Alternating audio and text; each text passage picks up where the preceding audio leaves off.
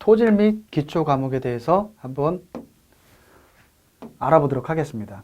먼저 제일 기본적인 사항, 흙의 구조에 대한 사항인데요.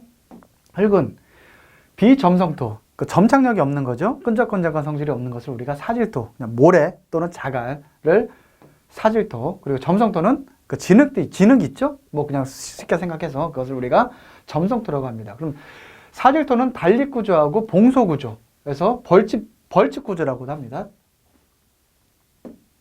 그래서 이러한 형태로 해가지고 계속 이어져 있는 형태의 구조를 우리가 봉소 구조 또는 벌집 구조 이렇게라고 합니다. 그러면 또 점성토는 분산 구조, 이산 구조라고 하고도요. 또는 면과 면이 서로 만나는 것을 우리가 면과 모서리가 서로 만나는 구조를 면모 구조라고 합니다. 그러면 분산 구조는 혼합 또는 대비분된 흙, 또 수분 상태로 다진 흙에서 등에서 생성이 되고 면모 구조보다 투수성 및 강도가 작다. 그리고 강도가 작은 거예요. 그 면과 모서리는 서로 또 전기적인 성질에 의해서 또 어느 정도는 연결이 되고 있기 때문에 이산 구조보다 강도가 크며 교란되지 않은 점성토의 구조를 면모 구조라고 한다. 한번 흙이 이겨지게 되면 비교란이 되게 되면 이게 면모 구조에서 어떻게 된다? 다시 이게 이산 구조로 변한다 라고 생각하시면 쉽습니다. 흙의 기본적 성질은 크게 봤을 때 흙입자 부분이 있죠. 이것을 우리가 영어로 표기할 때 우리 토질 역학에서는 WS라고 해요. 그리고 토립자하고 또 물이 있죠. 그 안에 물이 있는 것을 우리가 WW, 또 토립자가 차지하는 부피를 VS, 그리고 물이 차지하는 것을 VW. 또 이 흙 안에는 물과 공극이라고 하는데, 공극은 물도 있고 또 뭐가 있죠? 공기까지 있습니다. 수극이라고 하죠. 수극, 공기 같이 있는 부분이 있는데, 이게 순수한 토립자 부분 외에 물도 있고 공기가 있다. 각각의 차지하는, 공기 같은 경우에는 볼륨은 있지만, 부피는 있지만 반대로 무게는 없다. 이제 그렇게 생각을 하시면 쉽습니다. 그래서 나오는 공식이 이제 공극비라는 게 있고요. 또 공극률이라는 게 있어요. 그럼 공극비는 뭐냐? VS. 즉 다시 말해서 VS라는 게 뭐였었죠? 토립자의 부피 분의 VV는 뭐였죠? 공기의 부피다를 우리가 공극비라고 한다. 그래서 얘는 변환식으로 하게 되면 100- 공극률이라고 밑에 나오죠. 100-n분의 n으로도 유도가 될 수가 있습니다. 그리고 참고로 또 공극비는 흙의 건조 단위 질량, 그렇죠? 건조 밀도라고 합니다. 감마 D분의 감마 W는 물의 질량이에요. 물의 밀도. 그리고 GS는 흙의 비중입니다. GS-1. 이 공식까지 좀 알아두시면 좋겠습니다. 공극비, 그리고 공극률은 전체 부피죠. V라고 하는 것은 토립자의 부피, 물의 부피, 공기의 부피를 합친 게 V가 되는 거죠. 이것분의 VV는 뭐죠?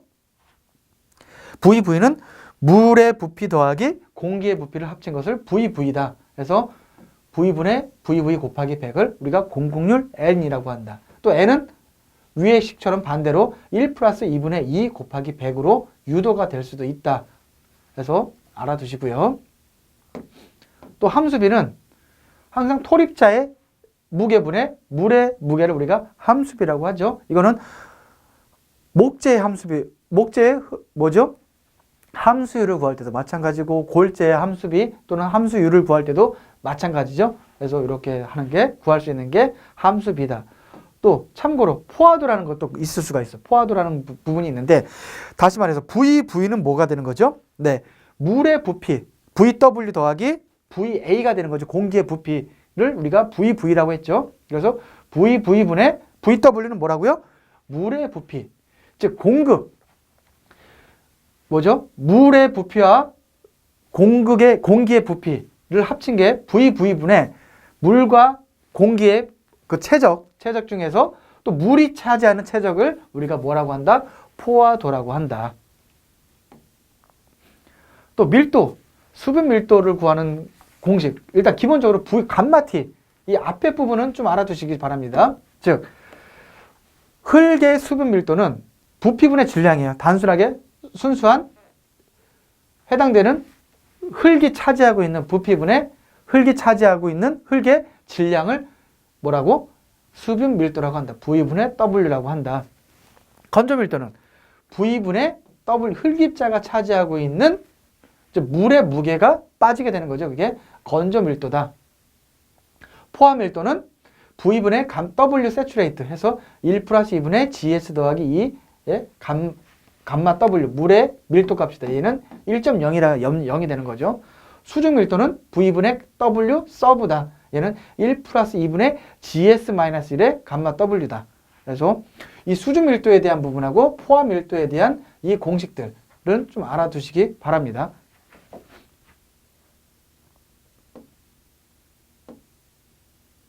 그리고 요 식이 굉장히 많이 응용이 됩니다.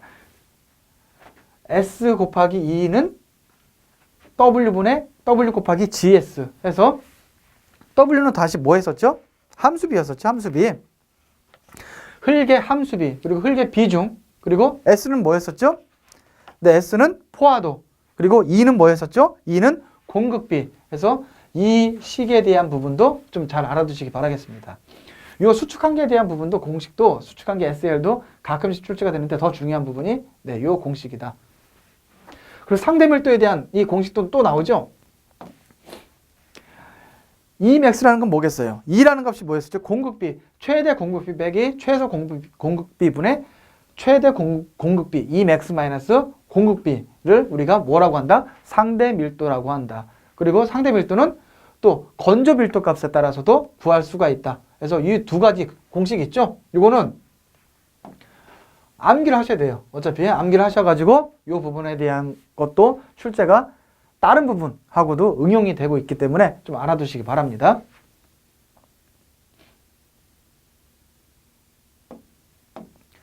네, 흙의 삼상. 흙입자, 물, 공기 이렇게 말씀드렸었죠. 흙입자하고 물은 수국이라고 하고 공기는 공극이라고 한다.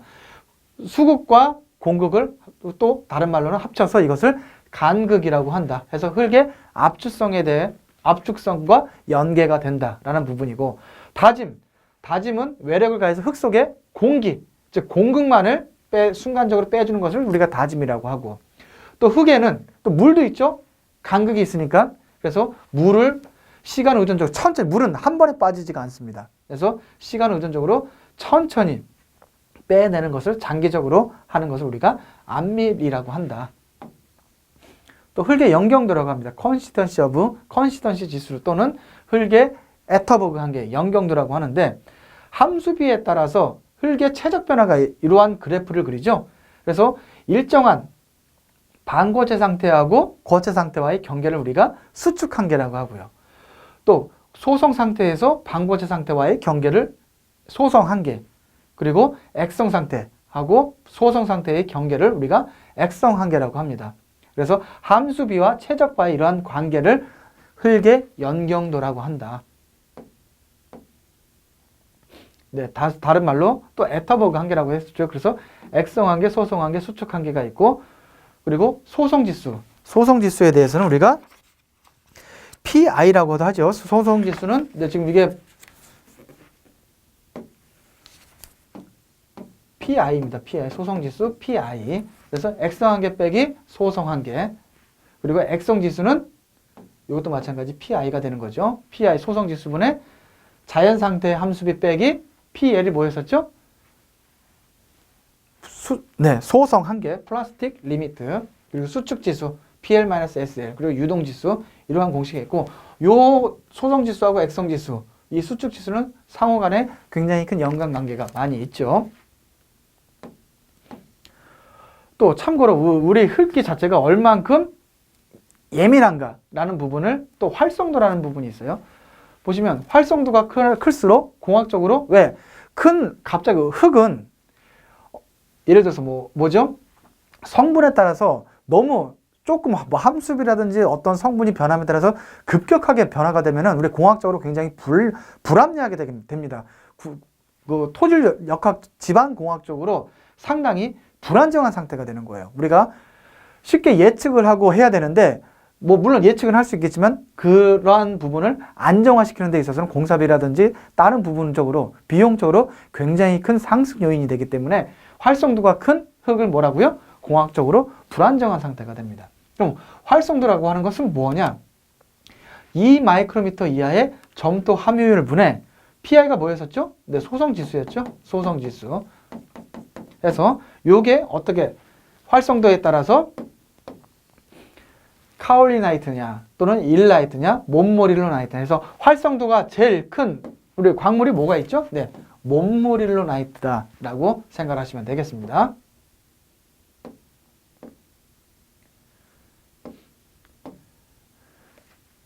네, 함수비 구하는 거는 뭐 단순한 거고요.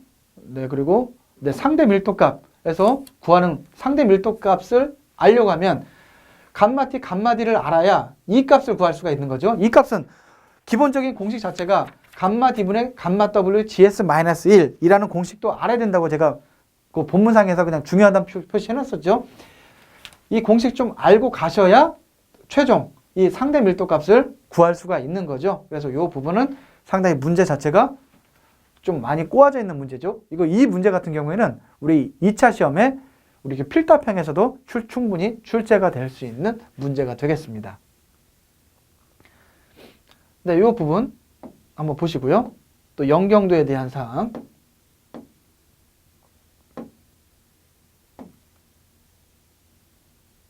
네, 활성도에 대한 부분에서 어느 정도의 어떠한 성분의 활성도를 계산을 하고 이게 어느 점토 광물의 주성분으로 추정이 되는가 고르는 식이죠. 네, 이 부분.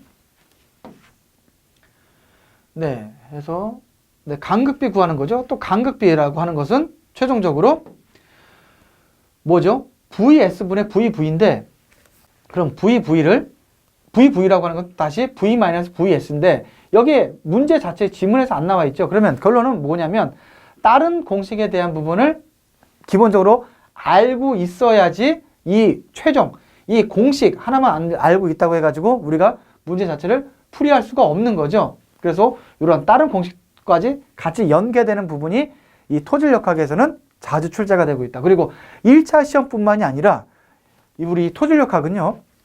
2차 시험, 1차 시험을 합격을 하고 나면 2차 시험은 우리가 어떻게 되죠? 기사산업기사는 그 필답형이 60점이고요. 그리고 작업형이 40점이죠. 그래서 이 토질역학에 대한 부분이 이러한 형태의 계산 문제들이 많이 출제가 되고 있기 때문에 내가 좀 할 만한 지금 GS, VS 이런 기본적인 공식은 우리가 조금만 계속 반복해서 보시게 되면 암기할 수 있겠죠. 그래서 좀 암기를 하시고 해서 이게 단편적인 문제도 나올 수가 있지만 조금 응용하는 문제들이 출제가 많이 되고 있는 게 이 토질역학에 대한 문제입니다. 그래서 이런 부분들은 좀 잘 알아두시기 바라겠습니다. 좀 계속 유사한 문제들이 많이 나오죠. 네, 그리고 요 부분, 이 관계 GS, W는 SE라는 부분 이것도 연계식이 많이 있다라고 말씀드렸었죠. 그래서 이러한 형태로 문제가 출제가 되고 있으니까 좀 잘 알아두시기 바랍니다.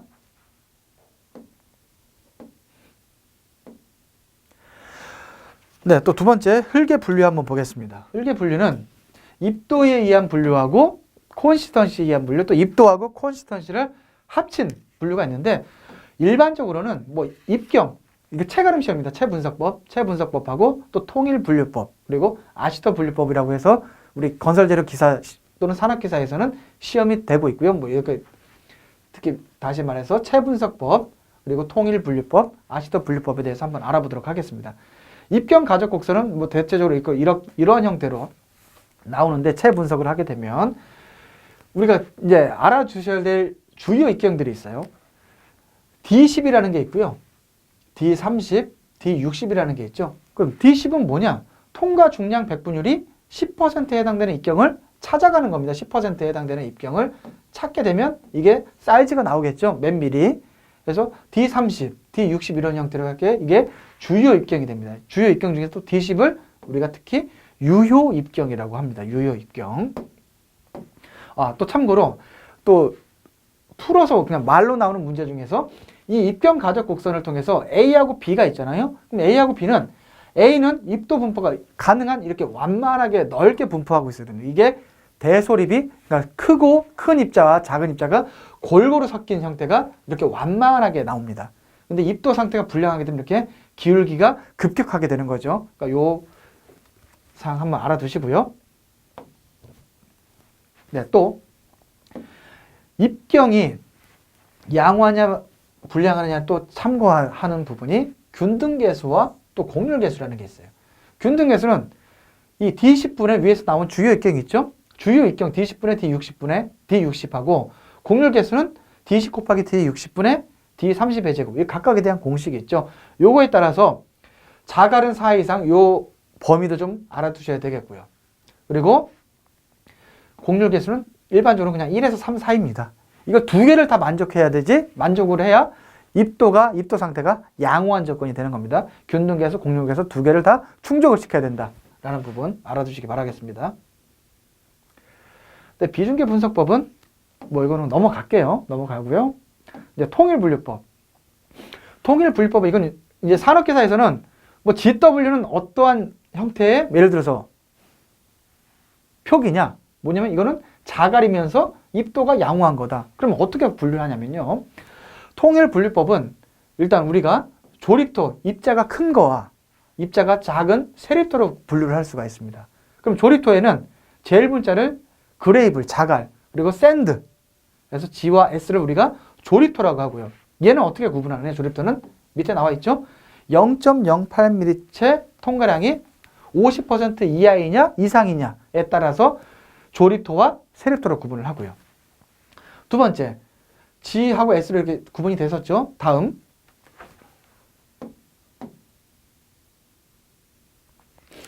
그리고 세립토는 MCO로 구분이 됩니다. M이라고 하는 건 뭐냐? 실트질입니다. 실트질이고 C는 점토질, 그리고 O는 유기질토가 됩니다. 그리고 이탄토라고 해가지고 별도의 PT라고 표기를 하고요. 그리고 제2 문자는 입도 양호한 것을 well graded 해가지고 W, 그리고 P는 poor graded라고 해가지고 P로 표시를 하고요.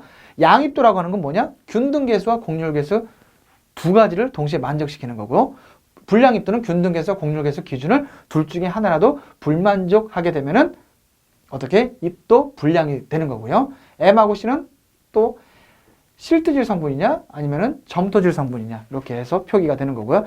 H는 고압축성이냐 저압축성이냐 해서 그럼 조합이 다 되죠? GW, GP, GM, GC 그쵸? 그리고 SW, SP, SM, SC 그리고 MH, ML, CH, CL, OH, OL 이렇게 구분이 되죠? 그리고 나머지 PT 이게 통일분류법이다. 또 고압축성과 저압축성은 또 뭐 이런 소성도라는 게 있는데 소성도는 이 부분이 B선이라고 하는 것은 액성 관계가 여기가 50%가 됩니다. 50%를 기준으로 해가지고 우측에 있는 부분을 우리가 H라고 다 표시를 해요. 고압축성. 그리고 B선, 즉 액성 관계 50% 미만을 우리가 저압축성이다 라고 해서 기본적으로는 50%를 기준으로 해가지고 고압축성과 저압축성으로 나눈다. 그리고 RCW법은 뭐 0.075mm 통과율이 35% 틀리죠. 아까 그거랑 거기서 0.075 또는 0.08mm 해죠. 그래서 통과율이 50%였는데 통일분류법은 RCW법은 35% 이하냐 이상이냐에 따라서 분류를 하고 있습니다. 그리고 RCW법에서는 또 군지수라는 것을 또 구하고 있어요. 그게 이 식입니다. 0.2A 더하기 0.005AC 더하기 0.01BD다. 그럼 A는 뭐냐? 0.075mm체 통과율 빼기 35다. 얘는 0에서부터 40의 범위에 들어와야 돼요. 그리고 B는 마찬가지 0.075mm체 통과율 빼기 15. 이것을 B라고 하고 마찬가지 0에서 40의 범위에 들어와야 됩니다. C는 액성관계 마이너스 40. D는 소성지수 마이너스 10이고 이 뒤에 있는 숫자들은 각각이 이 범위 안에 들어와야 된다라는 부분을 우리가 계산해서 군지수라는 것으로 표기를 한다. 가끔 계산 문제로 출제가 되고 있습니다. 네, 기출문제. 네, 통일분류법 뭐 읽는 방법에 대해서 뭐 말씀을 드렸었죠? 말씀드렸었고 스토크 법칙에 관한 설명 중 뭐 틀린 것 한번 넘어갔지만 한번 내용 어떻게 출제가 됐는지 한번 보시기 바랍니다. 네. 이 균등계수와 공률계수 보시면 이러한 형태로 해가지고 구하는 방법 반드시 알아야 되고 균등계수와 공률계수 두 개를 다 만족을 시켜야지 뭐라고요? 입도 양호 조건이다 라는 부분은 꼭 알아두시기 바랍니다. 네, 통일분류법에 의한 부분. 네, 넘어가겠습니다. 네, 흙의 투수성과 침투성에 대한 부분입니다. 우리가 뭐 흙도 마찬가지 모세관 현상이라는 게 있어요. 모세관 현상이라고 있는데 뭐 크게 정밀식은 뭐 감마 W D분의 4T 코사인 세타 이렇게 나오는데 약식으로는 D분의 0.3입니다. 모세관의 지름이죠. 모세관의 직경 분의 0.3 해서 단위는 센티미터 모관의 지름. 그래서 이게 모세관 현상이고 이 중에 이제 다시의 법칙이라는 게 나옵니다. 다시의 법칙은 V는 KI다. 그래서 V는 평균 속도. 흙 속의 내부에서도 물의 속도가 있어. 물이 흐르기 때문에요. 그래서 K는 뭐냐? 투수계수고 I는 동수경사가 된다. I는 시료 길이분의 높이차 해서 V는 KI다. 그리고 T시간 동안의 전 투수량은 어떻게 되느냐? Q는 AV는 A는 단면적이죠. V는 아까 KI였었죠. 근데 전 투수량이니까 일정 시간 동안이니까 T까지 곱하게 되면은 V는 Q는 단면적 곱하기 속도. 그래서 AV가 되는 거죠. 유체 역학에서. 그래서 A는 그대로 오고요. V는 KI. 좀 전에 다시의 법칙에서 KI였었죠. 근데 여기다가 시간을 구해주면 투수량이 나오겠죠. 시간에 따라서 흐르는 양 자체가 시간에 따라서 계속 증가할 테니까요. 그래서 A, K, I는 동수경사. L분의 H였었죠. 뭐 이런 형태로 변형을 시킬 수가 있는 거고요. 네, 이런 부분들까지는 지금 넘어가겠습니다. 주요 출제되는 부분에 대해서만 말씀을 드리는 거예요.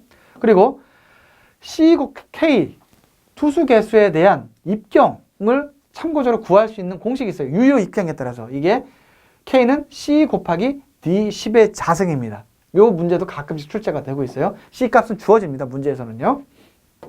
그리고 투수 개수의 측정 시험은 정수위 투수 시험이라는 게 있고 변수위 투수 시험이 있습니다. 그럼 정수위는 문제에서 어떻게 나오냐? 사질 지반, 즉 조립토에서는 주로 정수위 투수 시험을 하고요. 변수위 투수 시험은 주로 실트 지반 또는 세리트에서 주로 시험을 하고 있습니다. 이것을 변수위 투수 시험이다.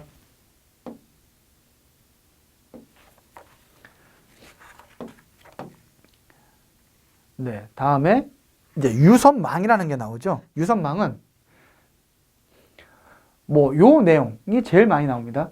일단 유선이라고 하는 것은 물이 흐르는 경로라는 거고요. 또 등수두선은 유선상에서 수도가 물에서의 수도 압력이 서로 같은 점을 연결한 선을 등수두선이라고 한다. 그럼 특성은 각 유로의 침투 유량은 서로 같다. 그리고 인접한 등수두선 간의 수도차는 모두 같다. 이 특성이 자주 나옵니다. 유선망에서. 또 유선과 등수두선 서로 어떻게 직교합니다. 그리고 유선망의 폭과 길이는 같다. 그리고 이 문제가 굉장히 많이 나와요. 침투 속도 및 동수 구배는 유선망 폭에 어떻게 비례한다? 아니죠. 반비례합니다. 반비례. 이 부분. 그리고 침투 수량 구하는 이 공식이 있죠. 유선망에서 Q는 KH 곱하기 ND분의 NF다. 그럼 여기서 말하는 K는 투수 개수가 되겠고요. 뭐 H는 상하류상의 수도차. 문제에서 보면은 나오게 되고요. ND는 뭐냐? 유로의 수가, ND는 등수두면의 수, 그리고 NF는 유로의 수가 된다. 그래서 문제상에서 각각에 대한 부분을 체크를 해보시면 나옵니다. 그러면 요게 침투 수량에 대한 계산식이다.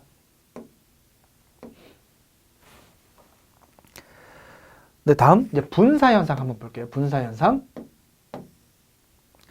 네, 침투 수압에 의해 토립자가 물과 함께 유출되는 현상으로 사질 지반에서 주로 일어나게 되는데, 침투 수압의 압력이 커지게 되면 그 물 지반 위로 볼록 뭐죠?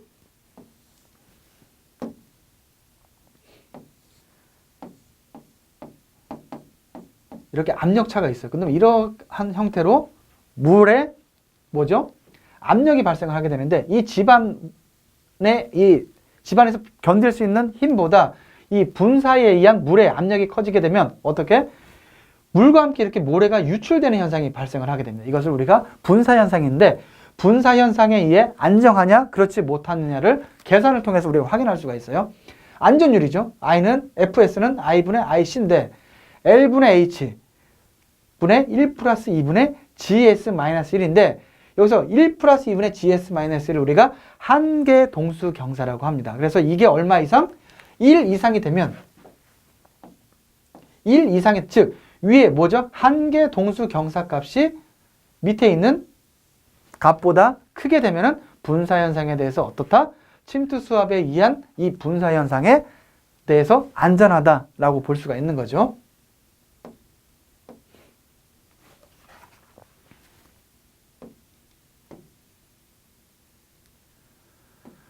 네, 투수계수 이거는 Q는 AV는 A에다가 KI에다가 시간 T까지 곱하면 되어 있었죠. 그래서 투수계수는 식만 바꾸게 되면은 쉽게 구할 수가 있겠죠.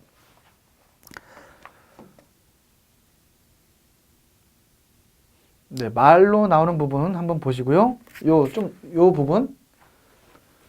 간극비가 0.7이고 입자의 비중이 2.70인 모래집안에서 퀵샌드 현상에 대한 안전율을 4로 하면 이 집안에 허용되는 최대 동수 경사는 이거는 분사 현상에 대한 안전율 공식을 역으로 이용하게 되면 됩니다. 그래서 일단 한계 동수 경사 값은 1 플러스 2. 이 값은 내 간극비 주어져 있네요. 그리고 GS 흡입자의 비중 2.70 주어져 있죠. 빼기 1을 하게 되면 한계 동수 경사 값은 1.0으로 주어져 있네요. 그럼 FS는 I분의 IC에서 IC는 1이고 FS가 4라고 하게 되면 여기서 허용되는 최대 동수 경사 값은 식을 변환시키게 되면 0.25가 되네요.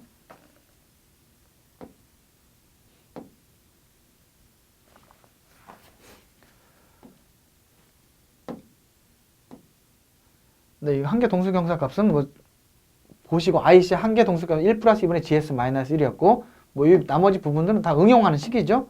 응용하는 식에 대한 부분. 네, 이거 아까 하젠 공식 해가지고 K는 C 곱하기 D10의 제곱이라고 그랬었죠. 네, 상수 C 값은 정해져 있고요. 그래서 D10은 네, 0.01mm의 제곱. 그래서 이 계산식을 풀어주게 되면 네, 해당되는 값 자체를 구할 수가 있습니다. 네, 해설에서 뭐 0.01이죠. 0.001이 아니고 0.01의 제곱. 문제, 네, 아무튼 이 부분은 저희가 출판사 쪽으로 다시 얘기를 해가지고 확인해서 다시 공지를 하도록 하겠습니다.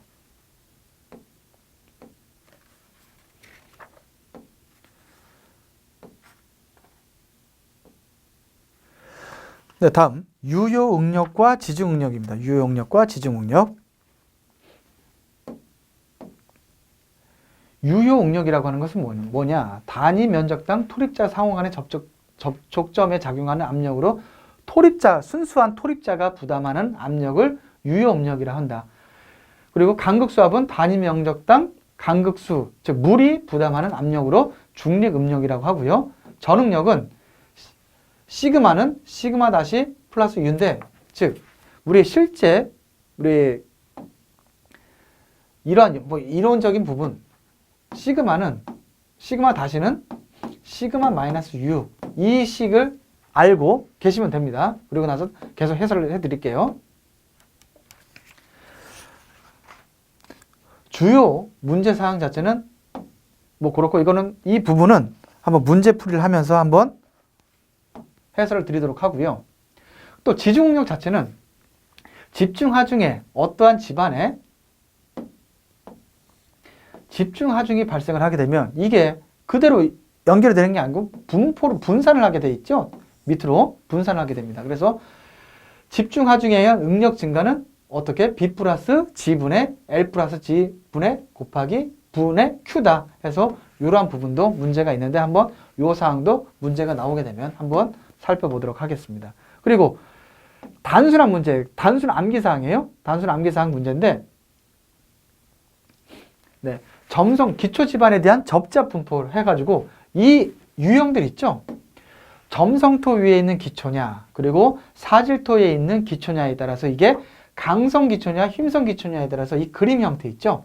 이 그림 형태 그리고 사질토 집안에 있는 형태에서 강성 기초와 어떻게 힘성 기초가 어떻게 차이가 나는지, 즉 특히 어떻게 강성 기초에 있는 부분이 많이 응력 분포에 대한 사항이 적재합 분포가 많이 차이가 나고 있죠. 그래서 이 부분을 한번 자세히 살펴보시기 바랍니다. 이 그림은 특히 이 두 가지 그림 있죠. 요거는 정확하게 좀 알고 가셔야 되겠습니다.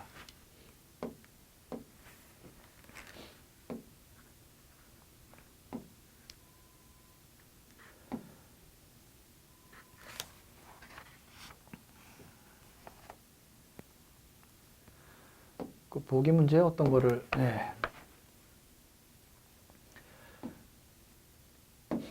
시그마 마이너스 일단 이 부분을 한번 볼게요. 아래 그림과 같은 모래 집안에서 깊이 4m 지점, 전체 깊이는 5 더하기 하면 6m죠. 깊이 4m 지점에서의 전단 강도는 얼마이냐 한번 볼게요. 그러면 전단 강도라고 하는 것은 뒤에 물론 나옵니다. 타우는 C 플러스 시그마 다시 탄젠트 파이가 되는데, 그러면 시그마 다시를 어떻게 구하느냐? 좀 전에 항상 물이 있느냐 없느냐에 따라서 틀려요. 물이 없으면 그냥 어떤 거죠? 흙의 단위 중량 곱하기 높이가 됩니다. 그래서 보시게 되면 시그마 다시는 1.8 곱하기 1이 되는 거죠. 1.8 곱하기 1. 그리고 근데 포화된 토질이다. 이게 모래질이든 모래질이든 점토질이든 하게 되면 항상 물의 단위 중량만큼 빼주게 돼 있어요. 그래서 2.0 빼기 물로 포화되어 있죠. 그래서 이게 물 표시잖아요. 빼기 1.0 곱하기 어디? 깊이 4m 지점이니까 깊이 4m 지점은 여기서부터 얼마까지죠? 1. 이 부분까지잖아요. 그럼 여기는 1이 되겠고요. 1. 그리고 4m 지점은 얼마? 여기서는 3m가 들어가야 되겠네요. 그래서 이 부분 2 빼기 1 곱하기 3.0 하게 되면 이게 시그마 다시가 되는 거죠. 그래서 타우는 C 플러스 시그마 다시 탄젠트 파이 해서 이렇게 해서 문제를 풀어줄 수가 있겠죠. 네, 11번 문제 한번 볼게요.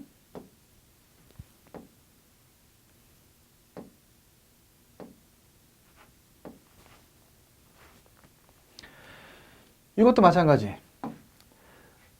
그림과 같이 지표면에 집중하중이 작용을 합니다. 100톤의 집중하중이 작용할 때 지중 A점에서 집중하중에 의한 수직 응력은 얼마인가? 영향값 I 시그마는 0.214로 주어져 있습니다. 그래서 지중으로 들어갈 때는 이 식 자체는 항상 제곱으로 들어가요. 수직이라든지 수직의 옆면도 마찬가지 제곱입니다. 그래서 높이가 깊이가 5m죠. 그러면 5의 제곱분의 P1이 얼마였습니까? 100톤이죠. 이게 100톤입니다. 100톤이 그대로 받는 게 아니고 분포되는 면적 자체가 퍼지게 되는 거죠. 옆면으로 양쪽으로 퍼지게 되는데 이게 얼마? 이게 제곱으로 퍼지게 됩니다. 깊이에 따라서. 그래서 G제곱분의 P1 곱하기 영향값이라는 걸 곱해주게 돼 있어요. 그래서 이러한 형태로 해서 풀어주시게 되면 문제를 우리가 구할 수가 있는 거고요. 네, 다음 이제 흙의 동해 및 압축성에 대해서 한번 보겠습니다. 흙은 이제 동결 깊이라는 게 있어요.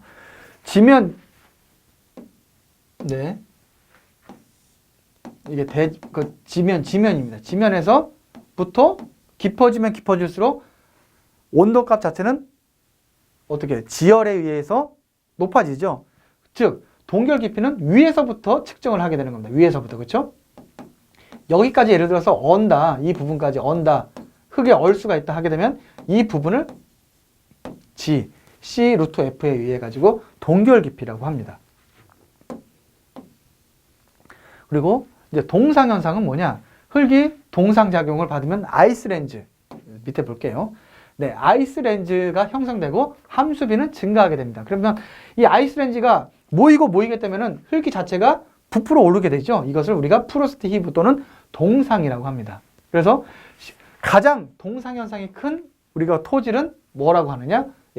점토질보다는 실트질 토질이 동상 현상이 제일 크게 일어나는 토질이 되겠고요. 그래서 토질에 따른 동해는 이 순서 실트가 제일 크고 다음이 점토고 사질토는 거의 비동상성 흙에 가깝다. 즉 모관, 모세관 현상이 있죠. 모관 상승구가 제일 큰 흙이 실트라고 보시면 되겠습니다.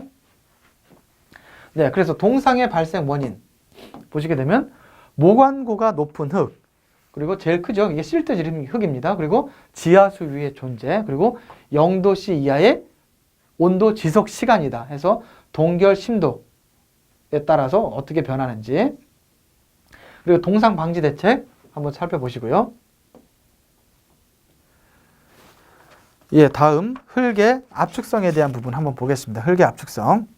테르자기 1차 안밀 과정, 그리고 안밀 치마 이렇게 있는데, 안밀에 대해서는 우리 안밀은 뭐죠? 다짐은 흙 속에서의 공기를 빼내는 과정을 다짐, 그리고 흙 속에 있는 물을 시간 의존적으로 천천히 빼내는 과정을 우리가 안밀이라고 한다고 말씀드렸었죠.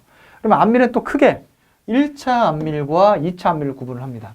1차 안밀이라고 하는 것은 과잉 강극수압이 다 빠졌어요. 완전히 과잉 강극수압이 다 0까지 다 된 상태를 우리가 이것을 1차 안밀이라고 합니다. 근데 이 안밀은, 흙은 또 장기로 계속 일정한 힘을 받게 되면은 완전히 과잉 강극수압이 완전히 없어졌습니다. 없어졌는데도, 소산이 됐는데도 불구하고 어떻게 지속적으로 천천히, 아주 눈에 보일 정도는 않지만 아주 천천히 치마가 지속적으로 일어나게 됩니다. 이것을 우리가 2차 안밀 치마라고 합니다. 원인은 이제 시간 의존적인 소성 변형이 따르는 크리프 변형이라고 합니다. 크리프 변형의 원인이 되고 있고요. 대표적인 토질은 유기질토, 썩는 거죠. 썩는 거고, 그리고 점토층의 두께가 두꺼울수록 이러한 2차 안밀 치마가 많이 발생한다라고 보시면 되겠습니다.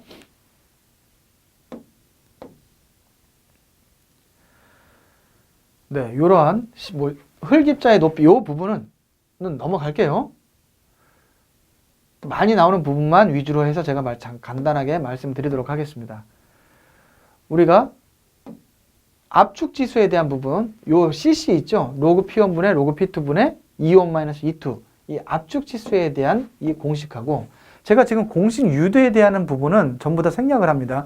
그러한 부분까지 하게 되면 지금 이 범위를 좀 상당히 시간 자체도 오래 걸리고요. 오래 걸리고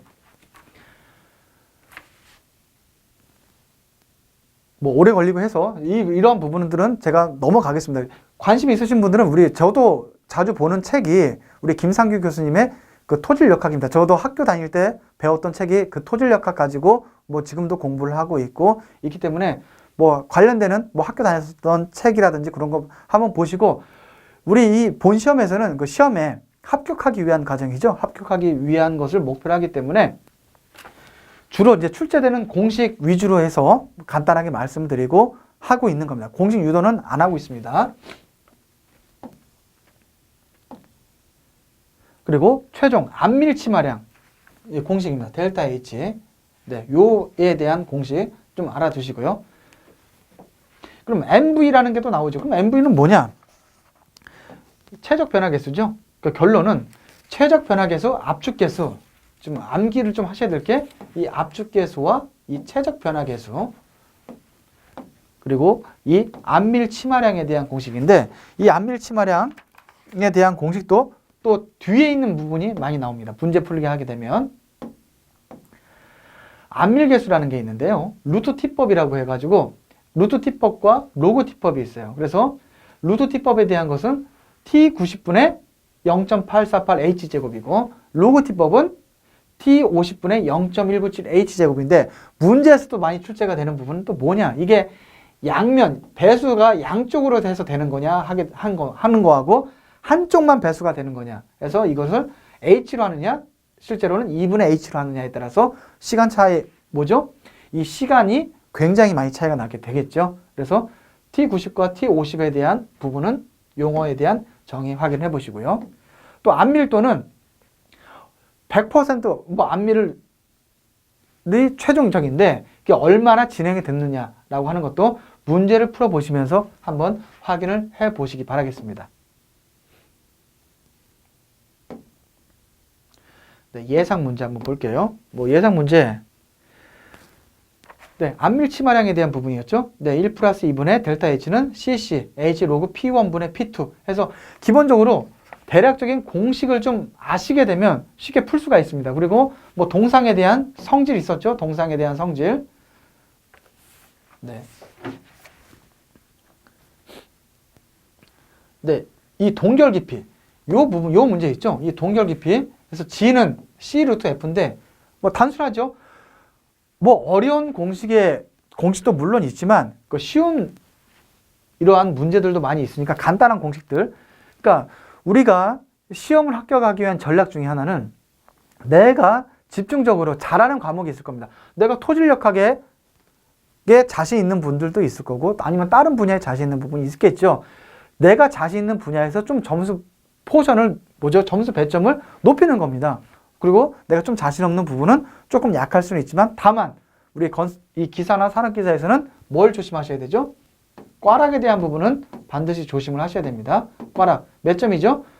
최소 모든 과목은 다 40점 이상은 배점을 받아야 되죠. 즉 20문장, 한 과목당 20문항이니까 최소 8문항 이상은 배점을 받으셔야 됩니다. 그래서 이렇게 단순하게 쉽게 나오는 문제는 어떻게 반드시 합격이 아니고 반드시 문제를 맞추셔야 되는 거죠. 이런 부분까지 틀리시게 되면은 조금 어렵다고 보시면 됩니다.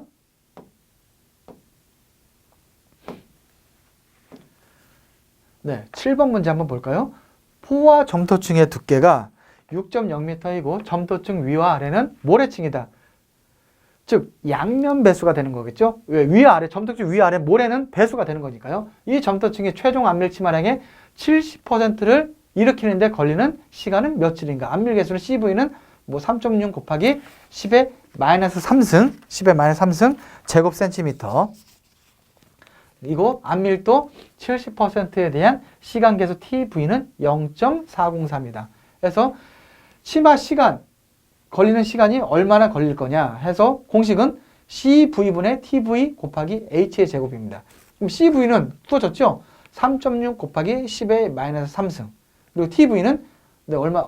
0.403. 네, TV라고 주어졌죠? 0.403. 핵심은 뭐죠? 양면 배수라는 것을 우리가 아느냐 모르느냐죠. 2분의 H의 제곱이다. 하게 되면 이거는 초죠. 그래서 초를 어떻게 1시간은 3,600초. 그죠? 그리고 1일은 몇 시간이죠? 24시간 하게 나누게 되면 이렇게 해서 단위 환산을 통해서 이렇게 확인할 수가 있는 거고, 뭐 동상에 대한 사항 부분은 확인을 해 보시기 바라겠고요.